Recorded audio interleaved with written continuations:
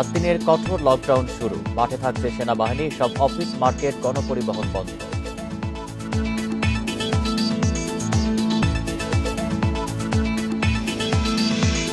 আবারও চালু হলো সুরক্ষা অ্যাপে নিবন্ধন। ডিসেম্বরের মধ্যে আসছে 10 কোটি করোনা টিকা।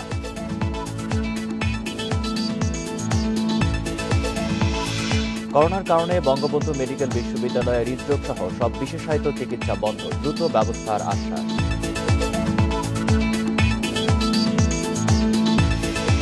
হলি আর্টিজান মামলায় 7 আসামির মৃত্যুদণ্ড, হাইকোর্টে শুনানির অপেক্ষায়। করোনা স্বাভাবিক হলে উদ্যোগ। স্বাগত ইন্ডিপেন্ডেন্ট সংবাদে, আপনাদের সাথে আছি আমি আলী আশরাফ। শুনছিলেন শিরোনাম, জানাবো পুরো খবর। ভোর 6টা থেকে করোনা মোকাবেলায় শুরু হলো 7 দিনের কঠোর লকডাউন। এ সময় সব অফিস বন্ধ, চলবে না কোনো গণপরিবহন। বিধিনিষেধ কার্যকরে মাঠে থাকছে সেনাবাহিনী। তবে খোলা থাকবে কাঁচা বাজার, নিত্যপণ্যের দোকান, মিলবে জরুরি পরিষেবা। বুধবার মন্ত্রিপরিষদ বিভাগে প্রজ্ঞাপনে এসব কথা জানানো হয়েছে। সংক্রমণ মৃত্যুর রেকর্ডের মধ্যে করোনা মোকাবিলায় 7 দিনের কঠোর লকডাউন শুরু। প্রজ্ঞাপন অনুযায়ী তা চলবে 7 জুলাই মধ্যরাত পর্যন্ত। এ সময় জরুরি সেবার দপ্তর সংস্থা ছাড়া সব সরকারি বেসরকারি অফিস বন্ধ থাকছে। সড়ক, রেল ও নৌপথে কোনো গণপরিবহন চলবে না। অভ্যন্তরীণ বিমান চলাচল বন্ধ, তবে চলবে আন্তর্জাতিক ফ্লাইট। বন্ধ রাখতে হবে মার্কেট, শপিং মল। জনসমাবেশ হয় এমন কোনো আয়োজন করা যাবে না।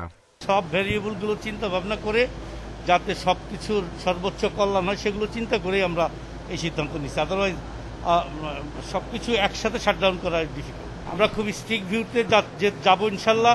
অ্যাট দ্য সেম টাইম যে জিনিসটা আমাদের সবচেয়ে দরকার সেটা হলো জনসাধারণের কোঅপারেশন। তবে এ 7 দিন স্বাস্থ্যবিধি মেনে খোলা রাখা যাবে শিল্প কারখানা, কাঁচা বাজার, নিত্যপণ্যের দোকান ও পণ্যবাহী যান চলাচলে নিষেধাজ্ঞা নেই। তবে জরুরি প্রয়োজন ছাড়া বাইরে বেরুলে আইনি ব্যবস্থা নেবে আইন শৃঙ্খলা বাহিনী। আমাদের সামনে যেহেতু ঈদ আছে একটা চ্যালেঞ্জ, এবং তার আগেই যদি আমরা এই সংক্রমণটা যদি আমরা কমাতে পারি তাহলে কিন্তু এটি সবচেয়ে ভালো হবে। সেটি আমাদের একটা চ্যালেঞ্জ। অবশ্যই যেভাবে বেড়ে যাচ্ছে এটাকে রোধ করার জন্য অবশ্যই আমাদের এই বিধিনিষেধ এবং চলাফেরার যে বিষয়ে যে নিয়ন্ত্রণ, এটির কোনো বিকল্প নাই। তো আমরা চাই যে অবশ্যই ঈদের আগে আমরা একটা স্বস্তিকর অবস্থা তৈরি করতে পারবো। বিধিনিষেধ কার্যকরে পুলিশ, বিজিবির সঙ্গে army in aid two civil পাওয়ারের আওতায় মাঠে থাকছে সেনাবাহিনী। Hasib Mahmud Shah, independent news, Dhaka. কঠোর লকডাউনে রাজধানীর পরিস্থিতি নিয়ে আরো জানাতে শ্যামলী থেকে যোগ দিচ্ছেন সহকর্মী আদিলুর রহমান। আদিলুর, লকডাউনের প্রথম দিনে কি পরিস্থিতি দেখতে পাচ্ছেন শ্যামলীতে?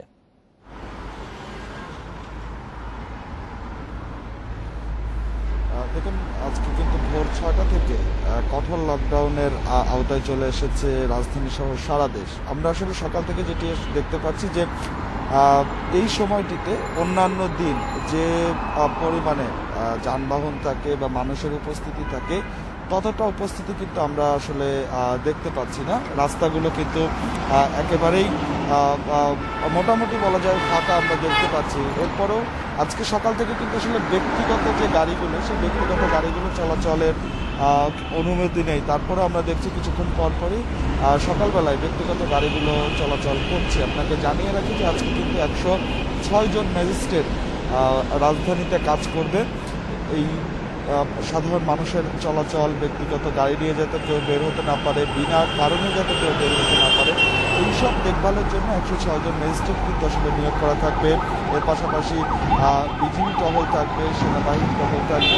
সকালবেলায় আমরা আইন শৃঙ্খলা বাহিনীর সদস্যদের সেই অর্থে টহল দেখতে পাচ্ছি না।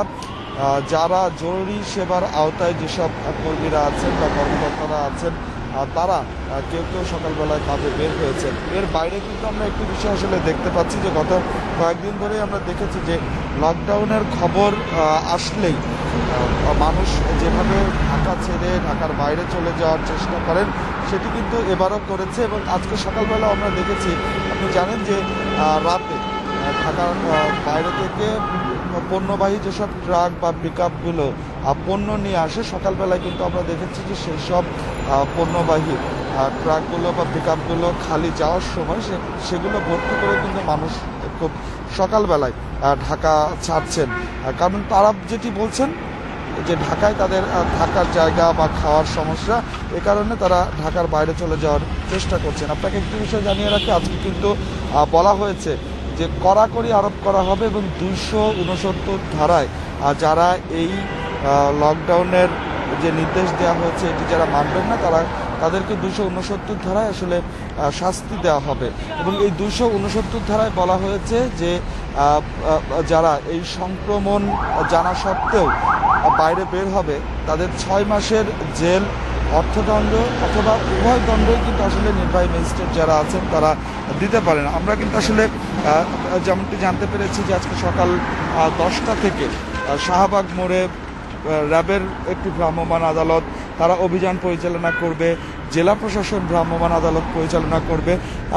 সব মোটামুটি বলা যায় যে 106 জন ম্যাজিস্ট্রেট কিন্তু আসলে কাজ করবে। এর পাশাপাশি আমরা সিটি কর্পোরেশন থেকে যেটি জানতে পেরেছি যে সিটি কর্পোরেশনের যেসব কাঁচা বাজারগুলো আছে সেসব কাঁচা বাজারগুলো উন্মুক্ত স্থানে কিন্তু আসলে বসানোর কথা বলা হয়েছে।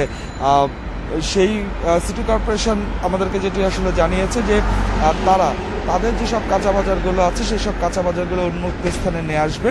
এবং আমরা এখন পর্যন্ত আসলে লকডাউনের সেই অর্থে আসলে মানুষের যে জনসমাগম বা মানুষের বের হওয়ার যে বিষয়গুলো সেগুলো কিন্তু আসলে খুব একটা আমরা লক্ষ্য করছি না, তার কারণ এখন কিন্তু আসলে অনেকটাই সকাল। তো আমার কাছে প্রথম দিনে যে লকডাউনের একদম খবর এটিই ছিল সবশেষ। শ্যামলী থেকে জানাচ্ছিলেন সহকর্মী আদিলুর রহমান। করোনা প্রতিরোধে দেশব্যাপী শুরু হয়েছে কঠোর লকডাউন। স্বাস্থ্যবিধি ও জনসচেতনতা নিশ্চিতে তৎপর আইনশৃঙ্খলা বাহিনীর সদস্যরা। রিকশা ও পণ্যবাহী যান ছাড়া বন্ধ রয়েছে সব ধরনের স্বল্প দূরপাল্লার যানবাহন। জরুরি পরিষেবার আওতায় চলছে খাদ্য, ত্রাণ, স্বাস্থ্য ও নাগরিক সেবার সঙ্গে যুক্ত যানবাহন। চালু রয়েছে পণ্যবাহী ট্রাক, লরি, কাভার্ড ভ্যান। কঠোর লকডাউনে বন্ধ রয়েছে সরকারি, বেসরকারি ও স্বায়ত্তশাসিত অফিস। নিত্য প্রয়োজনীয় কাঁচা বাজার উন্মুক্ত স্থানে চলবে সকাল 9টা থেকে বিকেল 5টা পর্যন্ত। খাবারের দোকান, হোটেল, রেস্তোরাঁ সকাল 8টা থেকে রাত 8টা পর্যন্ত খোলা রাখা গেলেও সেখানে বসে খাওয়া যাবে না। জরুরি প্রয়োজন ছাড়া কেউ ঘর থেকে বের হলে তাদের বিরুদ্ধে আইনি ব্যবস্থা নিচ্ছে আইনশৃঙ্খলা বাহিনী।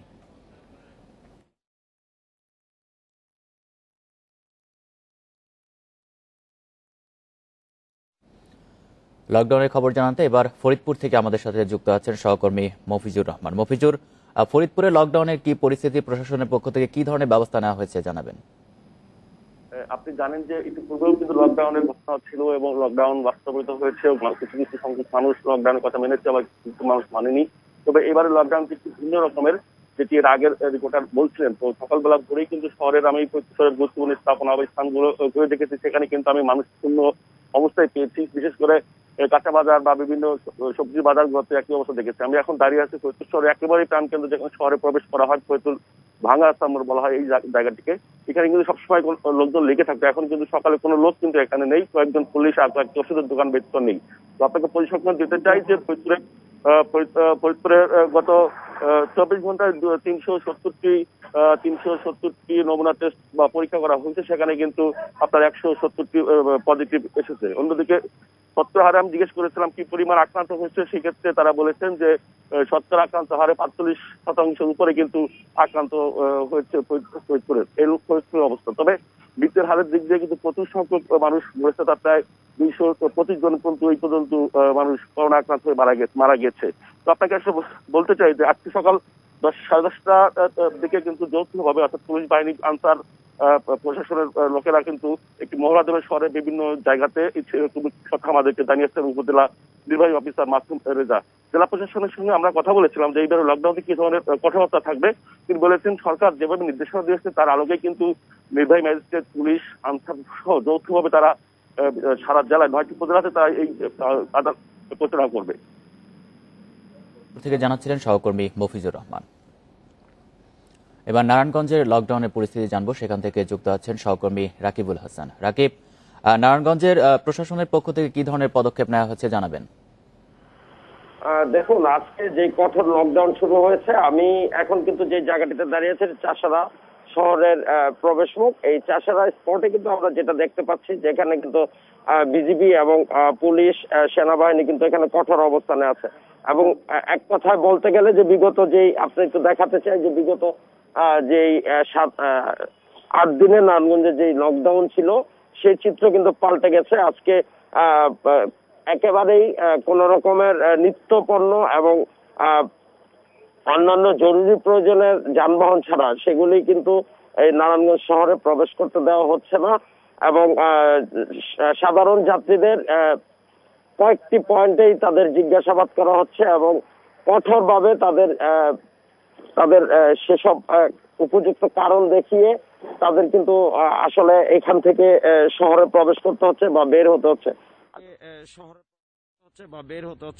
আসলে আমরা একটু জানতে চাবো যে নারায়ণগঞ্জ জেলা প্রশাসনের এক্সিকিউটিভ ম্যাজিস্ট্রেট মেহেদী হাসান ফারুক ভাইকে, আসলে আপনারা কিভাবে এই কঠোর লকডাউনকে মোকাবেলা করছেন? ধন্যবাদ আপনাকে। আমরা ভোর 6টা থেকেই শহরের যে বিভিন্ন পয়েন্ট, গুরুত্বপূর্ণ পয়েন্ট, এক্সিট পয়েন্ট আছে, সেগুলোতে আমরা টহলরত অবস্থায় আছি। আমাদের সাথে রয়েছে বিজিবি, পুলিশ এবং স্বেচ্ছাসেবক হিসেবে রেড ক্রিসেন্ট এবং রোবারও রয়েছে। তো আমরা বর্তমানে যে চাষারার মোড়ে অবস্থান করছি, এখানে আমরা পণ্যবাহী এবং জরুরি সেবা ব্যতীত যে ধরনের এগুলো আছে আমরা আটকিয়ে দিচ্ছি এবং জরুরি সেবা নেওয়ার জন্য যারা আসছেন তাদেরকে আমরা ছাড়তেছি। জি ইমরান ভাই, আপনাকে ধন্যবাদ। আসলে এই নারায়ণগঞ্জের যে অবস্থা, সকাল থেকেই কিন্তু আমরা দেখছি খুব কঠোর অবস্থানে এবং লকডাউন বাস্তবায়নের ক্ষেত্রে প্রশাসন খুব কঠোর অবস্থানে রয়েছে। তো এই ছিল আমার কাছে নারায়ণগঞ্জের সর্বশেষ তথ্য। নারায়ণগঞ্জ থেকে জানাচ্ছেন সহকর্মী রাকিবুল হাসান। বুধবার থেকে আবারও চালু হলো করোনা টিকার নিবন্ধন। সুরক্ষার ওয়েবসাইট ও অ্যাপ থেকে অগ্রাধিকার তালিকায় থাকা ব্যক্তিরাই শুধু এই নিবন্ধন করতে পারবেন। এদিকে আজ থেকে সারা দেশে শুরু হচ্ছে সিনোফার্মের টিকা দেয়া। টিকার সংকট কাটতে শুরু করেছে। শনিবারের মধ্যে আসছে মডার্নার 25 লাখ ডোজ। একই সময় চীন থেকেও আসবে সিনোফার্মের 20 লাখ টিকা, আর মজুদ আছে সিনোফার্ম ও ফাইজারের 12 লাখ ডোজ। এতে আবারও চালু হলো টিকার নিবন্ধন। আগের মতোই সুরক্ষার ওয়েবসাইট ও অ্যাপে করা যাবে আবেদন। তবে মজুদ সাপেক্ষে অগ্রাধিকার পাবেন করোনা মোকাবিলায় সম্মুখ সারিতে থাকা ব্যক্তিরা। টিকা পাবেন আগে নিবন্ধিত 14 লাখ মানুষও। আজকে থেকে আমাদের রেজিস্ট্রেশন, যারা অগ্রাধিকারে আছেন তারা রেজিস্ট্রেশন করে আপনারা তালিকায় যাবেন এবং সেখান থেকে আপনারা যখন কেন্দ্র থেকে SMS পাবেন তখন কেন্দ্রের SMS এর সাপেক্ষে আপনারা নির্দিষ্ট কেন্দ্রে গিয়ে পূর্বের ন্যায় টিকা গ্রহণ করতে পারবেন। এদিকে বৃহস্পতিবার থেকে সিনোফার্মের টিকা দেওয়া শুরু হচ্ছে সব মেডিকেল কলেজ, জেলা ও সদর হাসপাতালে। রাজধানীতে কেন্দ্র থাকছে 40টি। মেডিকেল ও বিশ্ববিদ্যালয় শিক্ষার্থী সহ বাদ পড়া সম্মুখ সারির যোদ্ধারা গুরুত্ব পাবেন এখানে। আমাদের করোনার টিকাদান কেন্দ্রগুলি লকডাউনের আওতা বহির্ভূত। কাজে কারো হাতে যদি আমাদের ভ্যাকসিনের কার্ড থাকে, টিকা দেওয়ার জন্য কার্ড থাকে, সেই কার্ডটা উনি রাস্তায় যদি কেউ এগুলি লকডাউনের আওতা বহির্ভূত। কাজে কারো হাতে যদি আমাদের ভ্যাকসিনের কার্ড থাকে, টিকা দেওয়ার জন্য কার্ড থাকে, সেই কার্ডটা উনি রাস্তায় যদি কেউ আইন শৃঙ্খলা রক্ষাকারী বাহিনীর সদস্যবৃন্দ যদি তাকে জিজ্ঞাসা করেন, তিনি এই কার্ডটা দেখাবেন এবং কোন কেন্দ্রে যাচ্ছেন সেই কেন্দ্রটা বললে অবশ্যই তাদেরকে ওই কেন্দ্রে যাওয়ার অনুমোদন দেওয়া হবে। বিশেষ জনগোষ্ঠীর বাইরে সাধারণের জন্য টিকার নিবন্ধন কবে শুরু তা এখনো ঠিক হয়নি। Hasan Misbah, independent news, Dhaka. সংবাদে একটা বিরতি নিচ্ছি, ফিরে এসে আরো থাকছে। গাজীপুরে শহীদ তাজউদ্দিন মেডিকেলে বিকল PCR ল্যাব। করোনার নমুনা পরীক্ষা বন্ধ, কবে চালু হবে জানে না কর্তৃপক্ষ। 100 বছর পার করল ঢাকা বিশ্ববিদ্যালয়। শিক্ষিত জাতি তৈরিতে ভূমিকা ও দেশের ক্রান্তিকালে দিয়েছে নেতৃত্ব। ডিসেম্বরের মধ্যে দেশে আসছে 10 কোটি ডোজ করোনার টিকা। বুধবার জাতীয় সংসদে একথা জানালেন স্বাস্থ্যমন্ত্রী জাহিদ মালেক। এছাড়া আগামী বছরের মাঝামাঝি যুক্তরাষ্ট্রের জনসন অ্যান্ড জনসনের 7 কোটি ডোজ টিকা আসবে বলেও জানিয়েছেন তিনি। 25,000 টাকায় কেনা 80 টাকার ক্যানুলা 1400 টাকায় কেনার মতন। সংসদ অধিবেশনে 2021-22 অর্থ বছরের বাজেটের ছাঁটাই প্রস্তাবের উপর আলোচনায় বিরোধী দলের সংসদ সদস্যদের নানা অভিযোগের জবাব দেন স্বাস্থ্যমন্ত্রী জাহিদ মালেক। কোথায় করাপশন হয়েছে, you must come out with the specific allegation. ঢালাও allegation will not be accepted. এ সময় তিনি দাবি করেন স্বাস্থ্য মন্ত্রণালয় ব্যর্থ হলে করোনা মহামারীতে মৃত্যুর হার নিয়ন্ত্রণে থাকতো না। প্রত্যেকটা এমপি তো হাসপাতালের আপনারা চেয়ার, আপনার ডেভেলপমেন্ট কমিটির কিন্তু আপনারা জড়িত, তা আপনাদের তো দায়িত্ব আছে, আপনারা প্রত্যেকে দায়িত্বে আছেন। তো এই বিষয়গুলো তো আপনাদেরও দেখার কথা, যে এখানে একটা মেশিন চলে না, এখানে 2টা লোক লাগবে, এই কাজগুলো তো আপনাদের দেখতে হবে, কিন্তু আপনারা তো সেটা দেখেন না। সংসদকে স্বাস্থ্যমন্ত্রী জানান বিভিন্ন সংস্থা ও দেশ থেকে করোনার টিকার বড় বড় চালান আসবে এবছরের মধ্যে। আমাদের আগামী 2-3 তারিখের মধ্যেই 25 লক্ষ ভ্যাকসিন, মডার্না ভ্যাকসিন চলে আসবে, চাইনিজ ভ্যাকসিনও একই সময় চলে আসবে, এবং সিনোফার্মের সাথে চাইনিজ 1.5 কোটি ভ্যাকসিনের চুক্তি হয়েছে, এবং টোটাল আমাদের হাতে এখন যেটা আছে সব মিলে প্রায় 10 কোটি ভ্যাকসিনের ব্যবস্থা আছে ডিসেম্বর পর্যন্ত। আগামী বছর নাগাদ সারা দেশের 80% মানুষকে টিকার আওতায় আনার পরিকল্পনার কথাও তুলে ধরেন তিনি। আমাদের কোভ্যাক্স ফ্যাসিলিটি থেকে আমরা 6 কোটি 30 লক্ষ ভ্যাকসিন ডিসেম্বরের মধ্যে পাবো, যা দিয়ে আমরা 5 কোটি লোককে ভ্যাকসিনেট করতে পারবো। আর আমাদের জনসন অ্যান্ড জনসন, যেটা আমরা রিসেন্টলি সম্মতি দিয়েছি, সেটার আছে 7 কোটি ভ্যাকসিন। সেই 7 কোটি ভ্যাকসিনে আমরা 7 কোটি লোককে ভ্যাকসিনেট করতে পারবো। এ সময় করোনা সহ সার্বিক চিকিৎসা খাতে সরকারের ব্যয়ের বিবরণ তুলে ধরে স্বাস্থ্যমন্ত্রী দাবি করেন তার মন্ত্রণালয়ের বিরুদ্ধে আর্থিক দুর্নীতি ও অনিয়মের অভিযোগ ভিত্তিহীন। Nafiza Daula, independent news, Dhaka. Bangabandhu Sheikh Mujib medical বিশ্ববিদ্যালয় হাসপাতালে বন্ধ রয়েছে করোনা রোগীদের জন্য হৃদরোগ, ডায়াবেটিস সহ জটিল রোগের বিশেষায়িত সব ধরনের চিকিৎসা। করোনা নেগেটিভ সনদ না থাকলে মুমূর্ষু রোগীদেরকেও চিকিৎসার জন্য অপেক্ষা করতে হচ্ছে দীর্ঘ সময়। সমস্যা সমাধানে দ্রুত ব্যবস্থা নেওয়ার আশ্বাস কর্তৃপক্ষের।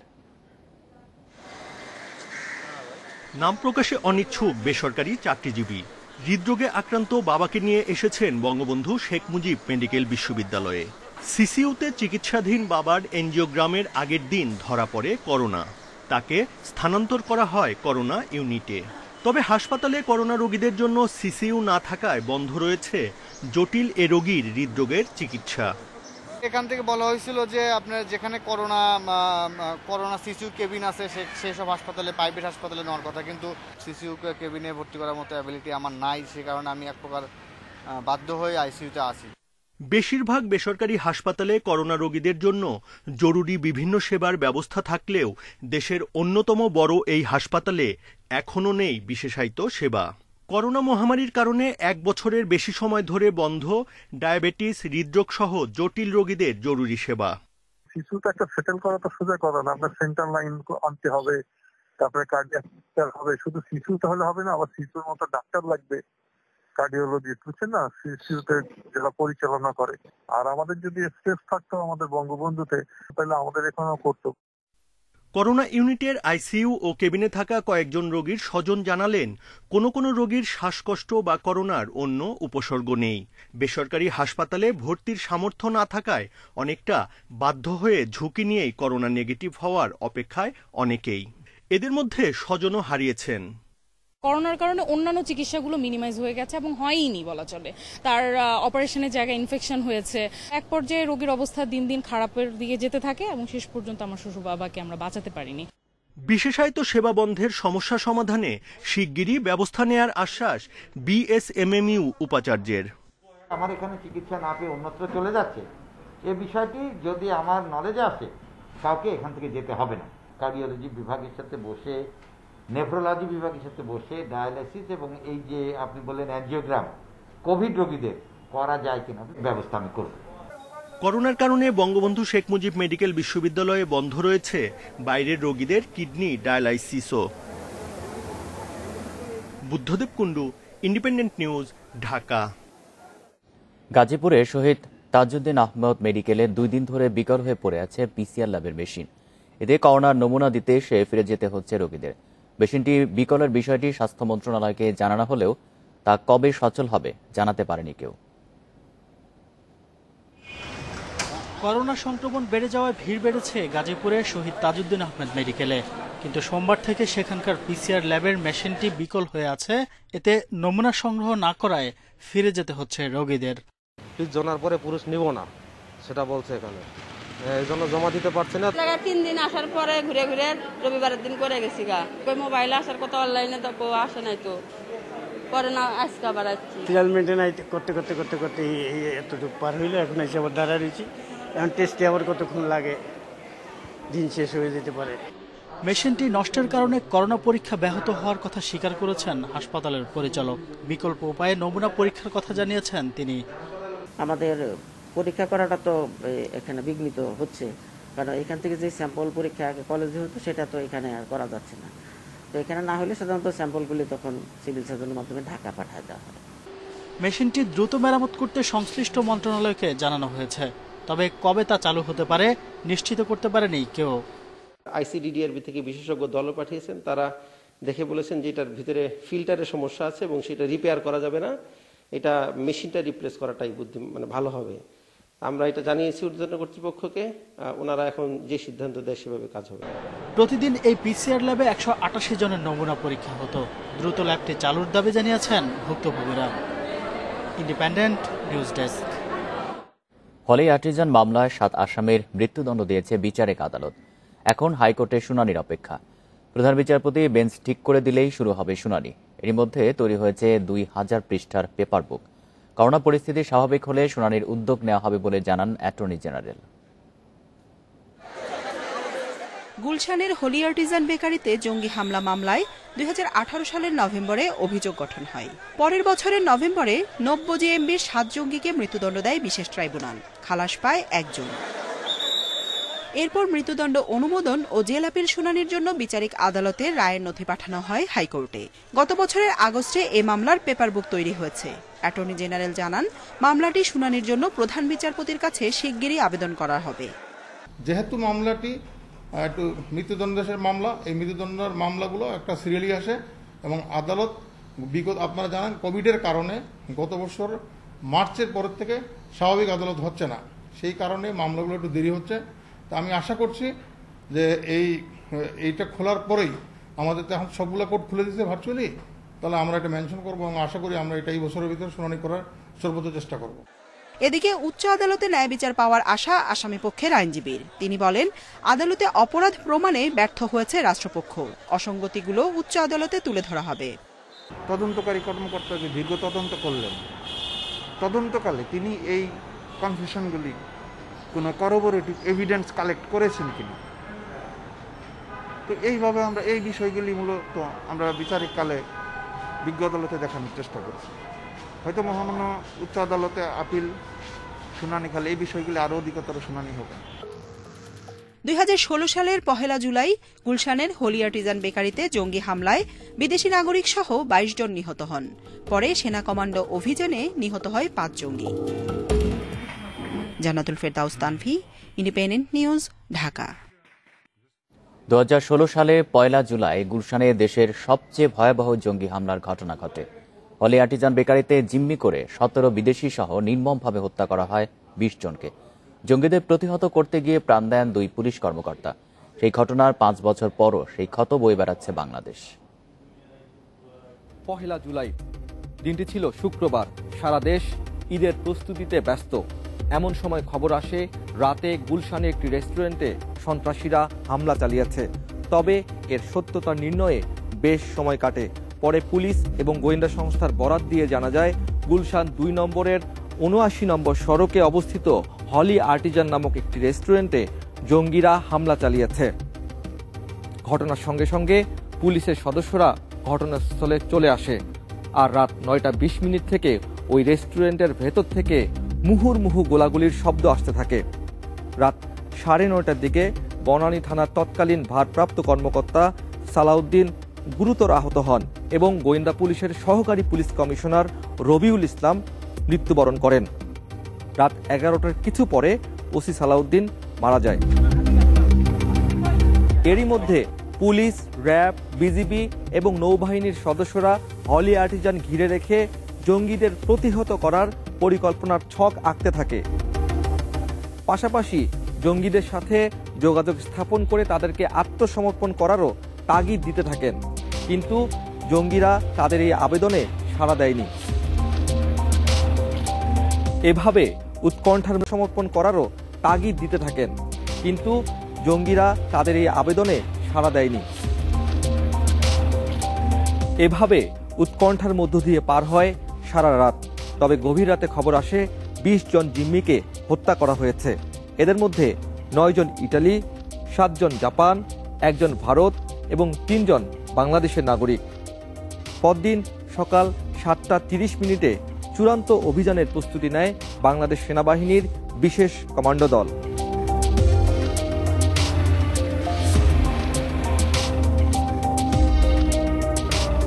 এর ১৫ মিনিটের মধ্যে শুরু হয় অপারেশন থান্ডারবোল্ট। ২০ মিনিটের মধ্যে ভবনটির নিয়ন্ত্রণ আসে কমান্ডোদের হাতে। সকাল ৯টা ১৫ শেষ হয় জঙ্গি বিরোধী অভিযান অপারেশন থান্ডারবোল্ট। এর মধ্য দিয়ে অবসান হয় ১২ ঘন্টার রক্তাক্ত জিম্মি সংকটের।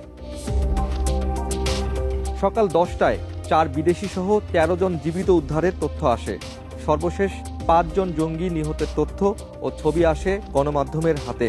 পাশাপাশি বিদেশি অস্ত্র ও গোলাবারুদ উদ্ধারেরও তথ্য আসতে থাকে। দেশের ইতিহাসে এমন ভয়াবহ জঙ্গি হামলার ঘটনা এটি প্রথম। তবে এরপর সারা দেশব্যাপী জঙ্গি বিরোধী অভিযানে প্রায় ১০০ জন নিহত এবং ৩০০রও বেশি জঙ্গি গ্রেপ্তার হয়েছে। প্রতিষ্ঠার ১০০ বছর পার করল ঢাকা বিশ্ববিদ্যালয়। শিক্ষিত বুদ্ধিবৃত্তিক জাতি তৈরিতে বিরাট ভূমিকা রেখেছে এই প্রতিষ্ঠান। জন্ম দিয়েছে অসংখ্য মেধাবী ও দক্ষ জনশক্তি। গবেষণা এবং নতুন জ্ঞান সৃজনের মধ্য দিয়ে দেশকে নিয়ে গেছে অনন্য উচ্চতায়। দেশের যে কোনো ক্রান্তিকালে রেখেছে অনবদ্য ভূমিকা। ১৯২১ সালের ১ জুলাই প্রতিষ্ঠিত হয় ঢাকা বিশ্ববিদ্যালয়। দীর্ঘদিনের দাবির প্রেক্ষিতে পাওয়া বিশ্ববিদ্যালয়টি ছিল পূর্ব বাংলার মানুষের জন্য আশীর্বাদ।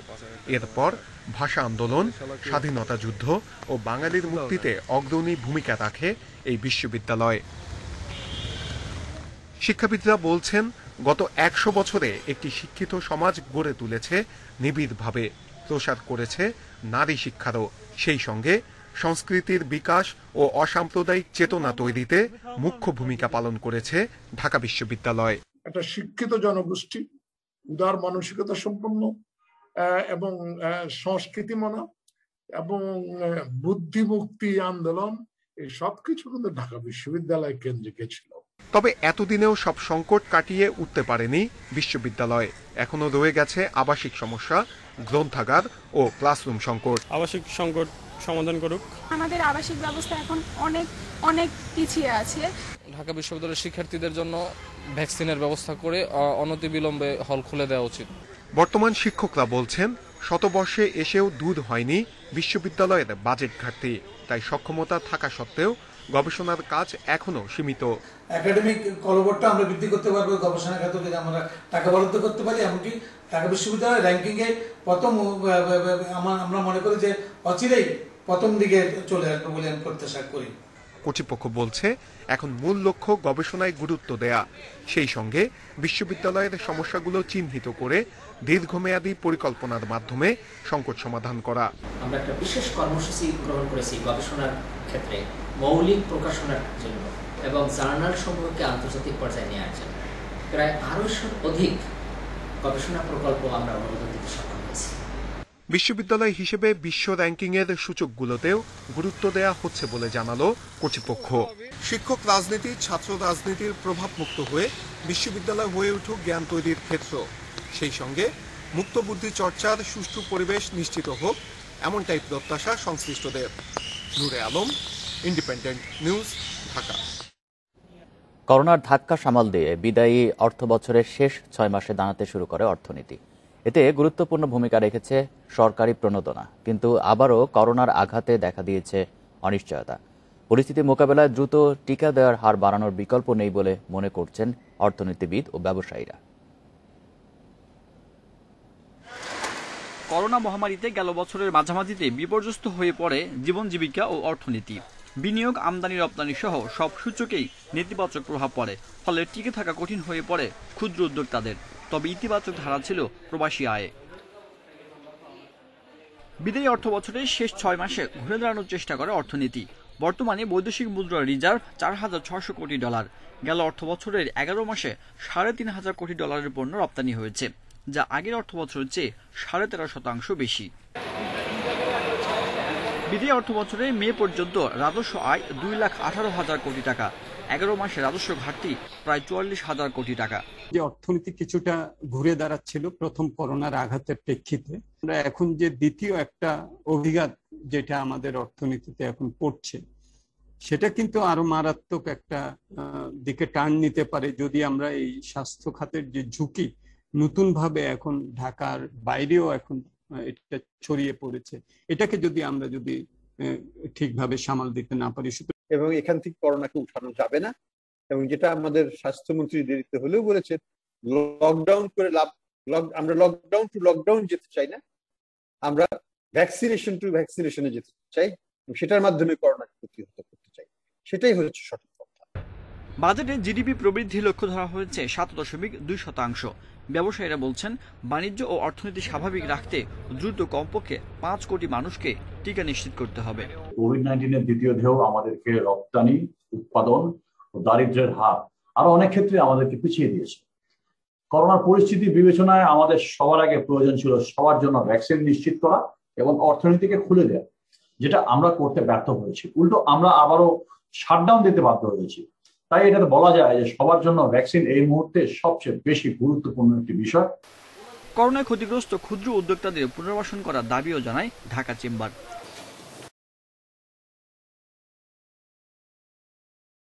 এই নদী ভাঙন শুরু হওয়ায় আতঙ্কিত তিস্তা পাড়ের বাসিন্দারা। এরই মধ্যে নদীগর্ভে বিলীন হয়েছে 5 শতাধিক ঘরবাড়ি, একটি স্কুল, পাকা সড়ক। কুড়িগ্রামের 20 কিলোমিটার এলাকার 18টি পয়েন্টে ভয়াবহ রূপ নিচ্ছে তিস্তার ভাঙন। নদীগর্ভে বিলীন হচ্ছে বসতভিটা, আবাদি জমি, স্কুল, সড়ক সহ গুরুত্বপূর্ণ জায়গা। বর্ষা মৌসুম শুরুর আগেই তিস্তার ভাঙনের দিশেহারা মানুষ। এরই মধ্যে ফাঁকা জমি, অন্যের উঠোন, স্কুল মাঠ ও রাস্তার পাশে আশ্রয় নিতে বাধ্য হয়েছে ভাঙনের শিকার 500 পরিবার। ভাঙনের মুখে পড়েছে স্কুল, মসজিদ, ঈদগাহ মাঠ সহ কয়েকশো বাড়ি ও আবাদি জমি। ভাঙন কোনো সময় বাকি নেই, ভাঙন চলছে, বর্ষা শুরুতেই চলছে। এখন যখন ভর বর্ষা শুরু হবে তখন যে আমাদের অবস্থা কি হবে আমরা মুখে বলতে পারতেছি না। প্রতিষ্ঠান সহ কয়েকশো একর জমি এবং কয়েক শত বাড়িঘর সহ আপাতত হুমকির মুখে আছে। এই স্কুলটা যদি বিলীন হয়ে যায় তাহলে আমাদের এই চর এলাকার সব ছেলে মেয়ে অশিক্ষিত হয়ে যাবে এবং এদেশের বোঝা হয়ে দাঁড়াবে। পানি উন্নয়ন বোর্ড বলছে, তিস্তায় মেগা প্রকল্প বাস্তবায়নে দেরি হওয়ায় স্থায়ী তীর প্রতিরক্ষার কাজে বরাদ্দ পাওয়া যাচ্ছে না। তবে আপাতত বেশি ভাঙন প্রবণ এলাকায় জিও ব্যাগ এবং জিও টিউব ফেলে ভাঙন রোধের চেষ্টা চলছে। আমাদের বন্যাকালীন সময়ে একটা জরুরি থাকে আর কি, আপৎকালীন কাজ বাস্তবায়ন বলি আমরা। এটা কোনো প্রকল্প না, এটা আপৎকালীন কিছু ফান্ড থাকে আমাদের, এই আওতায় আমরা এই কাজগুলো হাতে নিয়েছি এবং গুরুত্ব বিবেচনা করে হাতে নিয়েছি। যে নদী ভাঙন রোধে যে কাজগুলো করা দরকার এগুলো আমরা বাস্তবায়ন করব। প্রকল্প বাস্তবায়নে আরও দেরি হলে জিওবি প্রকল্পটি অনুমোদনের উদ্যোগ নেওয়া হবে বলে জানিয়েছেন নির্বাহী প্রকৌশলী। Independent news desk. কমল ভোজ্য তেলের দাম। 4 টাকা কমে প্রতি লিটার বোতলজাত সয়াবিন তেল কেনা যাবে 149 টাকায়, যা কার্যকর হচ্ছে আজ থেকে। বুধবার সচিবালয়ে বাণিজ্য মন্ত্রণালয়ে বৈঠক শেষে সংবাদ বিজ্ঞপ্তিতে এই তথ্য জানায় ভোজ্য তেল ব্যবসায়ী সমিতি। দেরিতে হলেও লাগামহীন ভোজ্য তেলের বাজারে কিছুটা স্বস্তির খবর এলো ভোক্তাদের জন্য। অবশেষে লিটারের দাম কমল 4 টাকা। প্রতি লিটার বোতলজাত সয়াবিন তেলের দাম 149 টাকা, যা এতদিন ছিল 153 টাকা। খোলা সয়াবিনের লিটার 125 টাকা, বোতলজাত 5 লিটার সয়াবিন 712 টাকা, আর পাম সুপার 108 টাকা লিটার। আন্তর্জাতিক বাজারে দাম কমায় দেশের বাজারেও কমেছে বলে দাবি ব্যবসায়ীদের। আন্তর্জাতিক বাজারও কিছুটা কমছে, একই সাথে ধরেন দেশের সার্বিক আপনার পরিস্থিতি, লকডাউন এবং সামনে কোরবানি, সবকিছুকে বিবেচনা করে আমরা মনে করছি যে এটা করার সুযোগ আছে। তাই আমরা মিনিস্ট্রি আমাদেরকে বলছে, সবকিছু কনসিডার করে আমরা এটাকে এই মুভটা নিলাম, 4 টাকা কমালাম। সরকারি সংস্থা টিসিবির হিসাবে গেল 1 বছরে সয়াবিন তেলের দাম বেড়েছে 41.5 ভাগ। চলমান সংকটে নিত্য প্রয়োজনীয় পণ্যের দাম নাগালে রাখতে সরকারি তদারকি ও ব্যবসায়ীদের আন্তরিক হওয়ার তাগিদ কনজিউমার্স অ্যাসোসিয়েশনের। বাজার ব্যবস্থা যাতে সুষ্ঠু থাকে, বাজার যাতে কেউ ম্যানিপুলেট করতে না পারে এবং সরবরাহ পরিস্থিতি যাতে সন্তোষজনক থাকে, সেদিকে দৃষ্টি রাখতে হবে। সয়াবিন ও পাম তেল মিলিয়ে দেশে বছরের চাহিদা 15 লাখ টনের বেশি। Shahid Ahmed, independent news, Dhaka. হাতিরঝিল বেগুনবাড়ি প্রকল্পকে পাবলিক ট্রাস্ট ঘোষণা করে রায় দিয়েছে হাইকোর্ট। সরিয়ে নিতে বলেছে প্রকল্প এলাকার সব বাণিজ্যিক স্থাপনা। বিচারপতি মোহাম্মদ আশরাফুল কামাল ও বিচারপতি রাজিক আল জলিলের বেঞ্চ এই রায় দেন। আর এসব স্থাপনা সরাতে সময় দেওয়া হয়েছে 60 দিন। প্রকল্প সংরক্ষণ, উন্নয়ন, পরিচালনার জন্য একটি কর্তৃপক্ষ গঠন করে তা প্রধানমন্ত্রীর তত্ত্বাবধানে পরিচালনা করার নির্দেশনাও দিয়েছে আদালত। প্রকল্পের স্থায়ী পরামর্শক হিসেবে বুয়েটের প্রকৌশল বিভাগ ও সেনাবাহিনীর 24তম ব্রিগেডকে যৌথভাবে পরামর্শক নিয়োগ করা হয়েছে। বিজ্ঞানী জগদীশ চন্দ্র বসুর নামে প্রকল্পের নামকরণের পরামর্শ দিয়ে রায়ে বলা হয়েছে, এই প্রকল্প এলাকা রাজধানীর ফুসফুস, একে রক্ষা করতে হবে। হাতিরঝিল প্রকল্পটাকে পাবলিক ট্রাস্ট হিসেবে ঘোষণা করেছেন এবং এখানে কোনো ব্যবসায়িক প্রতিষ্ঠান পরিচালনা করা যাবে না বলে নিষিদ্ধ ঘোষণা করেছেন। যে সমস্ত দোকানপাট ব্যবসায়ী প্রতিষ্ঠানগুলো এখানে আছে সেগুলোকে 60 দিনের মধ্যে উচ্ছেদ করার পরিচালনা করা যাবে না বলে নিষিদ্ধ ঘোষণা করেছেন। যে সমস্ত দোকানপাট ব্যবসায়ী প্রতিষ্ঠানগুলো এখানে আছে সেগুলোকে 60 দিনের মধ্যে উচ্ছেদ করার নির্দেশনা দেওয়া হয়েছে। একদিনে করোনায় আক্রান্ত হয়ে মারা গেছেন 2127 জন মানুষ, শনাক্ত 45,500-এর বেশি। এদিকে একদিনে বিশ্বে করোনায় প্রাণ হারিয়েছেন 8,277 জন, শনাক্ত 3,82,000। এ পর্যন্ত বিশ্বে মোট প্রাণহানি 39,62,000, শনাক্ত 18,29,00,000-এর বেশি। ভারতে একদিনে মারা গেছে 991 জন, আক্রান্ত 48,878। গেল এক সপ্তাহে ভারতে মৃত্যুর হার কমেছে 23 ভাগ। রাশিয়াতে এক সপ্তাহে মৃত্যুর হার বেড়েছে 33%। এদিকে ইন্দোনেশিয়াতে সংক্রমণের হার বেড়েছে 53%। পেরুতে যুক্তরাষ্ট্রের দেয়া 10 লাখ। স্লোভাকিয়ার এক শহর থেকে আরেক শহরে উড়ল 4 চাকার গাড়ি। মাত্র 35 মিনিটে নিত্রা থেকে ব্রাতিস্লাভা বিমানবন্দরে পৌঁছে যায় সেটি। পরীক্ষামূলক এই সফরে ছিলেন এয়ারকারটির উদ্ভাবক প্রফেসর স্টেফান ক্লেইন।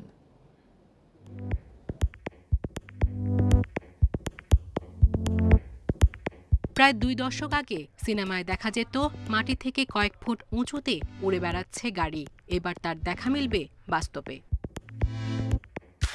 রাস্তায় চলা সাধারণ গাড়ির মতো মনে হলেও নির্ধারিত বোতামে চাপলেই সেটি থেকে বেরিয়ে আসে প্রপেলার, এরপর উড়ে যায় আকাশের দিকে।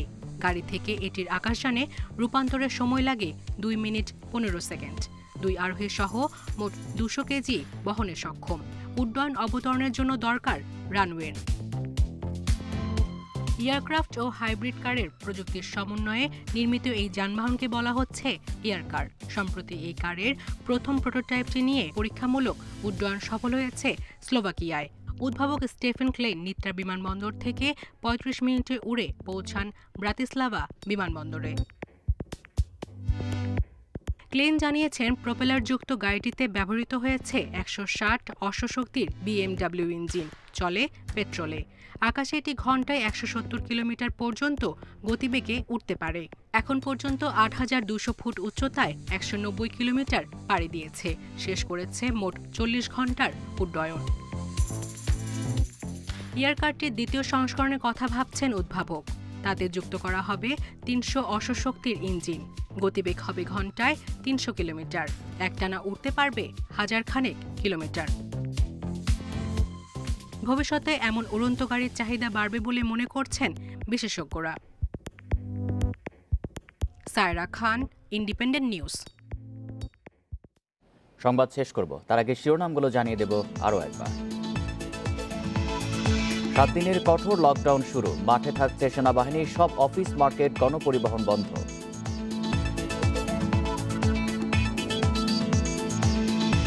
আবারও চালু হলো সুরক্ষা অ্যাপে নিবন্ধন, ডিসেম্বরের মধ্যে আসছে 10 কোটি করোনা টিকা।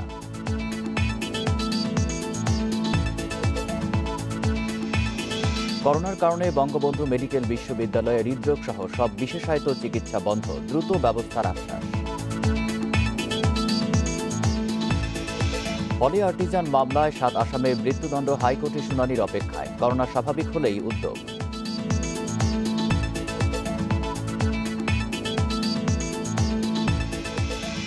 এই ছিল এখনকার সংবাদে। ইন্ডিপেন্ডেন্ট টেলিভিশনের সব খবরের আরো বিস্তারিত জানতে চোখ রাখুন ফেসবুক, ইউটিউব এবং টুইটারে।